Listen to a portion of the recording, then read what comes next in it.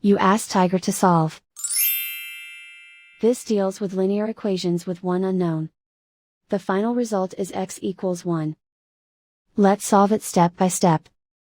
Group all constants on the right side of the equation. Subtract 5 from both sides. Simplify the arithmetic.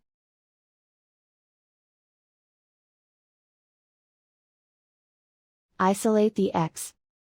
Divide both sides by -4. Cancel out the negatives. Simplify the fraction. Cancel out the negatives. Simplify the fraction. And so the final result is x equals 1.